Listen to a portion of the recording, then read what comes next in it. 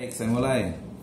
Bismillahirrahmanirrahim. Assalamualaikum warahmatullahi wabarakatuh. Waalaikumsalam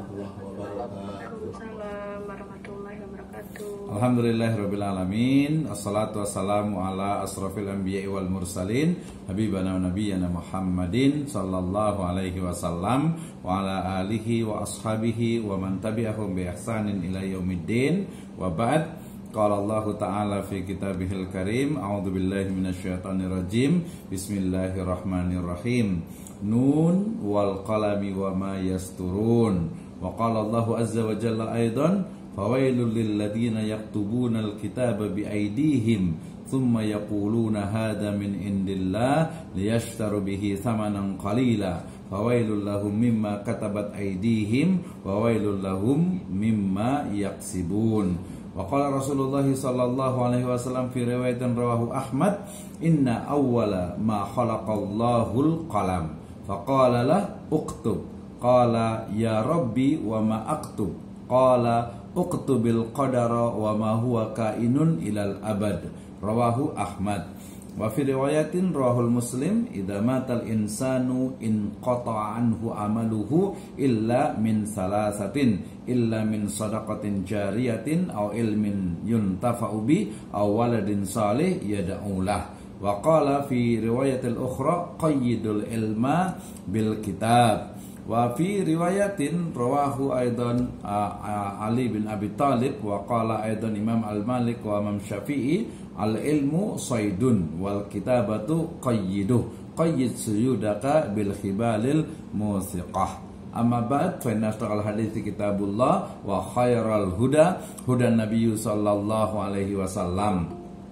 Alhamdulillah, syukur kepada Allah Subhanahu wa taala yang telah memberikan kepada kita kenikmatan iman, Islam dan juga ihsan. Kemudian salawat dan salam sama-sama kita panjatkan kepada junjungan alam habibana wa nabiyyana Muhammadin sallallahu alaihi wasallam, kepada seluruh ahlul baitnya, para sahabatnya serta orang-orang yang senantiasa mengikuti jejak sunnahnya ila yaumil qiyamah. Baik, pertama saya ucapkan terima kasih kepada ibu dan bapak sekalian, teman-teman semuanya ya, yang pada kesempatan hari ini ya kita akan membahas bersama ya, bukan hanya membahas tapi kita mudah-mudahan bisa ada prakteknya gitu ya, untuk dengan topik menulis dengan artificial intelligence atau AI ya, AI ya, bersama saya Abdurrahman Misno. Baik, mengingat kembali dan juga fadzakir fa inna dzikra tanfa'ul mu'minin, mengingatkan kembali kita kepada satu energi yang luar biasa yang harus kita miliki dalam menulis, yaitu kalam ilahi dan juga sunnah nabawi wa asar ulama ya. Kita diingatkan dengan firman Allah Subhanahu wa taala dalam surat Al-Qalam ayat pertama, a'udzubillahi minasyaitonirrajim, bismillahirrahmanirrahim, nun wal qalami wa ma yasturun. Nun demi kolam atau pena dan apa yang dituliskannya ya. Kemudian ayat ini berarti berbicara tentang bagaimana kolam atau pena ya sekarang itu sudah menggunakan ketikan, bahkan sudah menjadi voice to text gitu ya, tetapi tidak menghilangkan hakikatnya, yaitu tersusunnya kata ya, kemudian menjadi sebuah kalimat, menjadi sebuah paragraf, dan akhirnya menjadi sebuah tulisan yang memiliki ide dan gagasan utama ya. Kemudian terkait juga dengan menulis, kita diingatkan kembali dengan dalam surat Al-Baqarah ayat 79 ya, Allah Subhanahu wa taala berfirman, a'udzubillahi minasyaitonirrajim, fawailul lil ladzina yaktubuna al-kitaba bi aydihim tsumma yaquluna hadza min indillah. Ya, kecelakaanlah besar bagi orang yang menulis Alkitab dengan tangan mereka sendiri, lalu dikatakannya ini dari Allah Subhanahu wa taala. Ya, liyashtaru bihi thamanan qalila, untuk mendapatkan keuntungan yang sedikit dari perbuatan itu. Fawailul lahum mimma katabat aydihim wa wailul lahum mimma yaksibun. Ya, kecelakaan besar bagi mereka akibat dari apa yang ditulis oleh tangan mereka sendiri, dan kecelakaan besarlah bagi mereka akibat dari apa yang mereka kerjakan ya. Al-Baqarah 79 mengingatkan kepada kita sebagai penulis dan juga sebagai calon penulis ya minimal menulis di status HP, ya status WA, ya status mungkin Facebook, ya media sosial yang lainnya harus berhati-hati ya, apalagi sekarang jejak digital itu kadang sangat menyakitkan gitu ya, sehingga berhati-hati dengan apa yang kita tulis, jangan sampai yang kita tulis itu justru malah memberikan efek negatif ya terhadap masyarakat pada umumnya. Nah, maka fawailul lil ladzina yaktubuna al-kitaba bi aydihim tsumma yaquluna hadza min indillah. Ya, jadi hati-hati ketika kita menulis ya, terutama mungkin ini ada mungkin yang ini ya, yang nulis cerpen gitu ya. Saya sempat nulis cerpen, nulis novel juga gitu ya. Jadi agak-agak khawatir juga ketika menulis cerpen kemudian kita meletakkan tokoh yang misalnya itu antagonis misalnya gitu ya. Wah, ini agak-agak perlu hati-hati nih betul-betul gitu ya. Jangan sampai ya mungkin karena kebebasan ya, seni untuk seni, tulisan untuk tulisan, ya fiksi untuk fiksi, akhirnya terkadang di situ ada tulisan ya, narasi yang mungkin tidak sesuai dengan syariah atau aturan Islam ya. Intinya adalah bahwa harus menulis gitu ya, tapi tulislah yang baik. Kenapa? Karena perintah Allah Subhanahu wa taala kepada kolam sebagai makhluk Allah Subhanahu wa taala juga adalah menuliskan apa yang telah aku takdirkan ya, wa ma huwa kain ilal abad ya, sampai akhir zaman. Ini sebenarnya menunjukkan bahwa kolam itu adalah makhluk ciptaan Allah Subhanahu wa taala yang pertama, yang menunjukkan bagaimana ya posisi ilmu dan juga menulis itu menjadi luar biasa. Kemudian yang berikutnya juga adalah energi ya, dari riwayat Muslim, energi dari sunnah nabawi ini adalah dikatakan idza matal insan, dalam riwayat yang lain dikatakan idza mata ibnu Adam, apabila meninggal wafat manusia anak cucu Adam ya, maka terputus seluruh amalannya illa min salasatin, kecuali 3 perkara. Yang pertama adalah sedekah jariyah, apabila kita diberikan rezeki yang luang, lapang gitu ya, maka sedekah jariyah ya, dalam ayat ini sebenarnya, dalam riwayat ini sebenarnya sedekah jariyah itu adalah wakaf ya. Kemudian ilmu yuntafa'u bi, yaitu ilmu yang bermanfaat. Nah, ini ya, kalau kita menulis walaupun itu hanya di status WA ya, status Facebook ya, media sosial lainnya, itu akan menjadi ilmu yang bermanfaat. Cuma kalau WA kan hanya 24 jam ya. Jadi kalau mau ya di media sosial yang dia itu lama gitu ya, sehingga orang bisa baca terus, dan buku tentu saja adalah salah satu solusinya. Awaladin saleh yad'ula, atau anak soleh yang mendoakannya. Nah, waladin di sini menggunakan nakirah juga yang menunjukkan tidak hanya anak biologis tetapi juga anak ideologis ya. Anak-anak kita, murid kita, guru mahasiswa kita itu adalah waladin saleh yang mendoakan kepada kita. Dan riwayat dari dalam Jami' Shaghir juga dikatakan qayyidul ilma bil kitab ya, ikat ilmu itu dengan tulisan, sehingga menulis dalam Islam itu adalah sebuah amalan yang sangat luar biasa ya. Sebagaimana perkataan juga Khalifah Ali bin Abi Thalib radhiyallahu anhu, beliau mengatakan semua orang akan meninggal ya kecuali karyanya, maka tulislah sesuatu yang akan membahagiakan dirimu di akhirat kelak. Nah, gitu ya.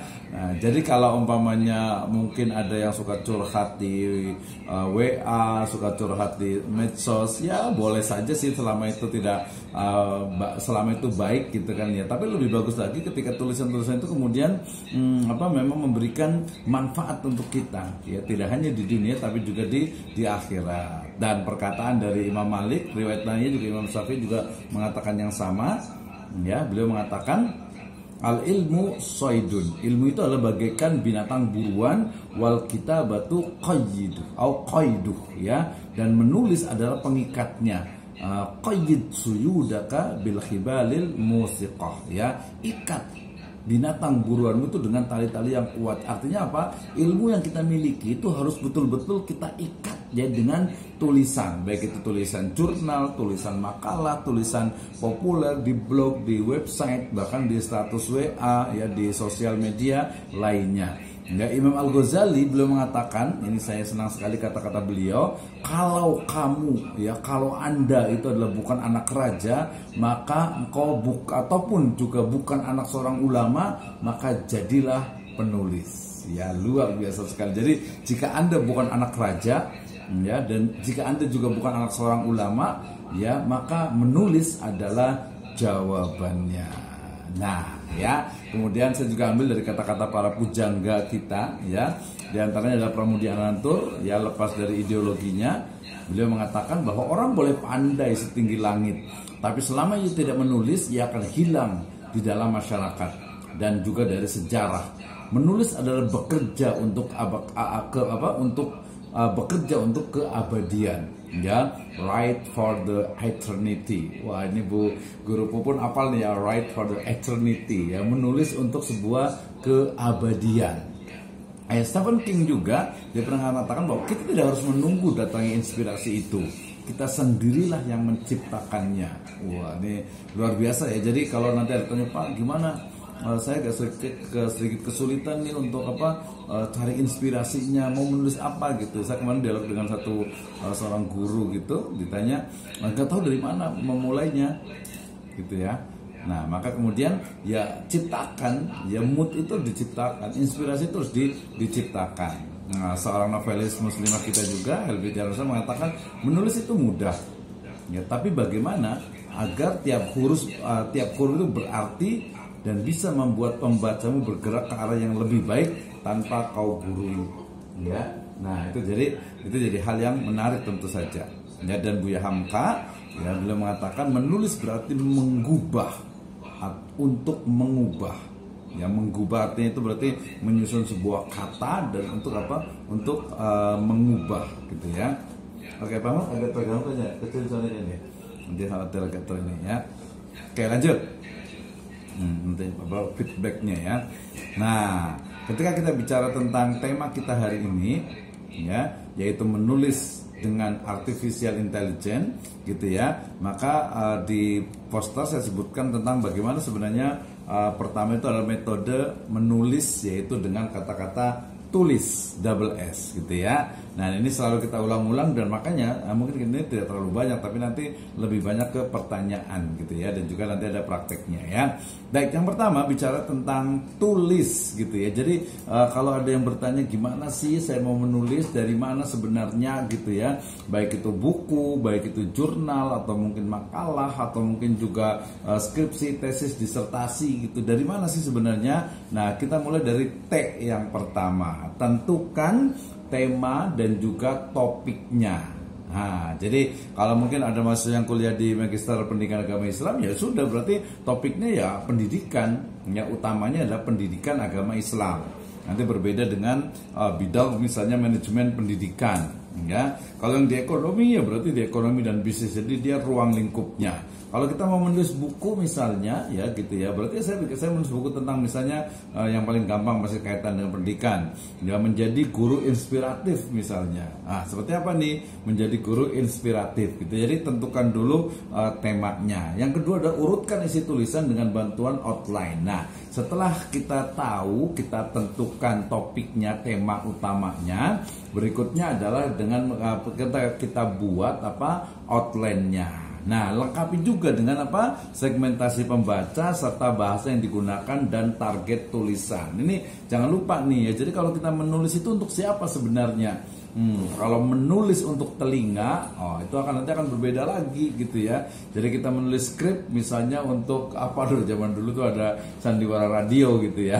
Kalau sekarang itu yang menulis berita kan yang untuk radio misalnya gitu. Tapi kalau kita menulis untuk anak SD, ya, untuk SMP, SMA, ya pasti berbeda dengan menulis untuk anak kuliah, kemudian juga untuk dosen, apalagi guru, ya, termasuk juga untuk masyarakat umum. Jadi segmentasi pembaca kita ini penting. Ini terutama untuk menulis buku ya. Kalau mamanya skripsi, tesis dan disertasi kan sudah jelas. Jadi menulisnya adalah untuk dibaca, minimalnya adalah dibaca oleh dosen pembimbing atau dosen penguji ya. Nah, berarti bahasanya harus baku ya, kemudian juga ejaan yang disempurnakannya, kemudian juga tata bahasanya sampai ke tanda baca dan juga kepaduan dari paragraf itu menjadi penting ya. Maka bahasa yang digunakan itu menjadi juga pertimbangan utama. Target tulisan juga cukup jelas ya. Kalau kita menulis misalnya skripsi tesis ya, tesis ataupun disertasi berarti sudah jelas target tulisan saya adalah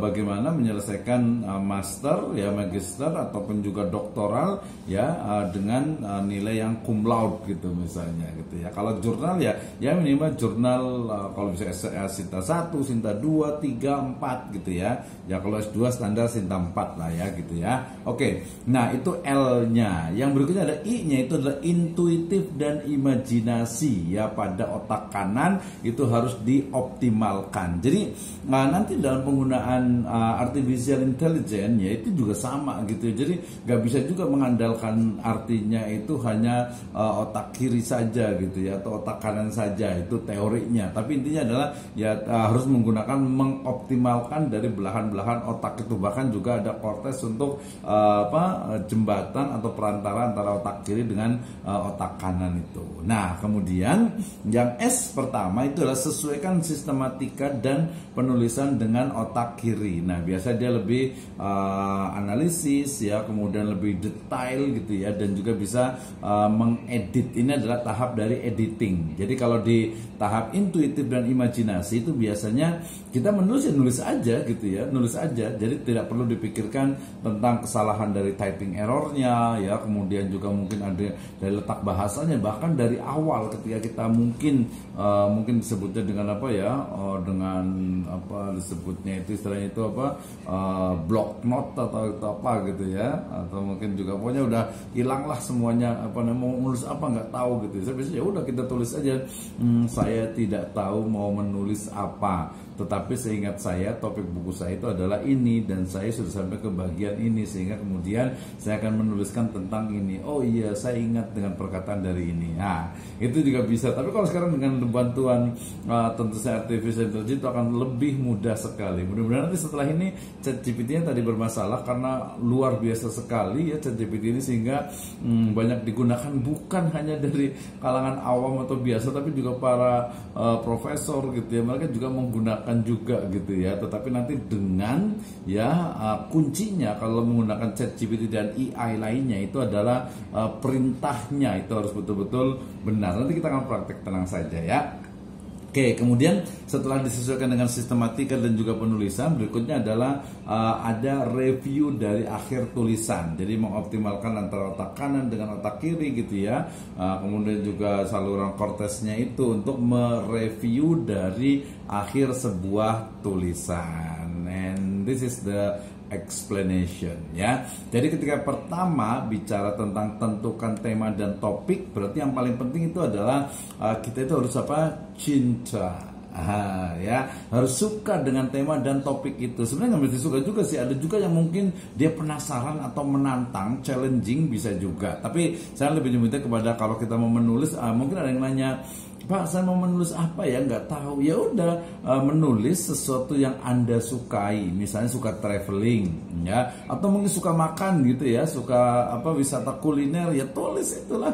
Kenapa tidak gitu ya. Sekarang banyak sekali gitu ya. Baik itu menulis dengan kata-kata ataupun sekarang dengan video, itu juga masuk ke dalam literasi ya, literasi digital. Itu juga penting juga tuh ya.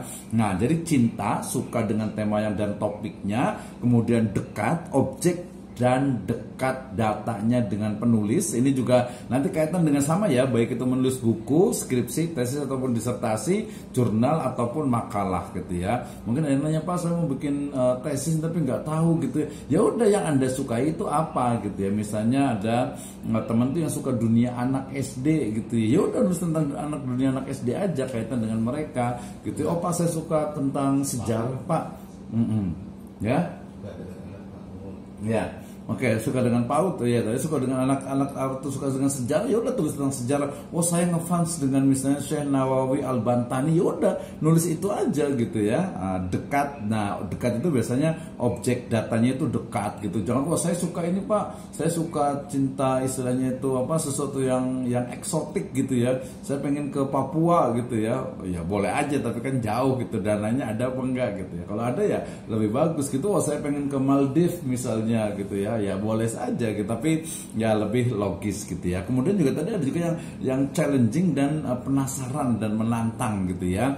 Misalnya nih ya, kalau kaitan dengan pendidikan gitu ya, berarti misalnya tentang kayak gimana sih sebenarnya konsep belajar merdeka itu gitu ya. Atau terus mungkin yang kemarin sempat didiskusi di kelas saya itu adalah terkait dengan misalnya itu punishment ya, hukuman terhadap anak misalnya gitu ya. Nah seperti apa sebenarnya gitu. Saya sempat nanya dengan salah satu guru itu, bertanya, Pak sebenarnya gimana nih dengan pola sekarang itu, kita nggak boleh kekerasan fisik gitu ya, kemudian juga jewer aja nggak boleh gitu ya. Dia jawab jujur, ya sebenarnya sih kalau saya sebagai guru sih nggak bagus sih sebenarnya Pak gitu, cuma kan aturannya begitu, nanti kalau ini sedikit nanti kita dilaporkan ke HAM anak gitu kan dan lain sebagainya gitu ya. Nah, ini yang pokoknya cara mencari temanya itu adalah cinta, dekat, penasaran atau menantang, dan juga nanti pertimbangannya itu adalah waktu dan juga dananya ya. Tapi dengan di depan ChatGPT ataupun Bing ataupun Bard gitu ya, nah itu ataupun you.com gitu ya, maka yang waktu dan dana serta dekat itu sebenarnya kita bisa pangkas ya, kita bisa hilangkan. Oke, kemudian urutkan isi tulisan dengan outline. Ini sangat manual ya, manual sekali ya, bisa menggunakan mind map, bisa menggunakan daftar isi sementara ya, imajinasi dan idenya, literatur reviewnya, rekomendasi dari penulis lain, itu bisa menjadi outline. Tapi dengan bantuan ChatGPT kita sudah bisa, mereka bisa membantu ya, walaupun ya tadi tetap saja manusianya itu tetap menjadi utama gitu ya, menjadi ya subjek utamanya ya. Jadi ini yang kedua tadi kan ingat kan ya, ini urutkan isi tulisan. Jadi dengan bantuan outline, dengan outline itu kita bisa menggunakan mind mapnya, bisa menggunakan daftar isinya, bisa imajinasi, ide, literatur review dan seterusnya gitu ya. Nah kemudian juga lengkapi juga nih anatomi tulisan, jangan lupa ini yang L-nya. Jadi tadi segmentasi pembacanya gitu ya, kemudian pilihan bahasanya. Saya sempat menulis buku dari mulai bahasa yang formal sampai bahasa yang sifatnya itu agak sedikit gaul gitu ya. Buku saya yang tahun cukup lama ya, 2014 itu tentang sekuler, lu gue n gitu ya. Nah, itu tentang sekulerisme ideologis, tapi dia menggunakan bahasa yang sangat simpel ya. Nanti kalau mau itu boleh hubungi saya lah ya gitu ya. Bukunya itu. Kemudian juga saya sempat yang You Are You ya, itu juga tentang be yourself, Islamic gitu ya, itu juga ada. Kemudian juga yang Road to Zawaj, itu juga bahasa orang Road to Zawaj. Ini pun apa ya bahasanya ya, pokoknya road to dengan zawaj itu bahasa Indonesia. Kayaknya kita boleh juga tuh buat road to zawaj gitu ya, bikin semacam book chapter gitu ya. Atau mungkin kalau antologi lah ya, anthology ya. Kalau antologi itu dia biasa lebih populer. Kalau book chapter biasanya dia agak-agak serius gitu ya. Oke, kemudian sistematika penulisan jangan lupa gitu ya. Ini sebenarnya baik itu dia skripsi, tesis, disertasi ataupun juga buku, tetap saja sistematikanya itu harus betul-betul harus betul-betul ya memang logis gitu ya. Kecuali novel mungkin maju mundur gitu dan sebagainya gitu ya. Tapi sistematikanya mestinya memang dia dia logis, sistematis dan juga empiris. Pilihan bahasa itu menjadi pilihan, pendekatan yang digunakan itu perlu juga, approach-nya ya, writing approach-nya itu juga penting, apalagi itu nanti buku yang sifatnya itu populer. Kemudian target tulisan itu juga jangan lupa.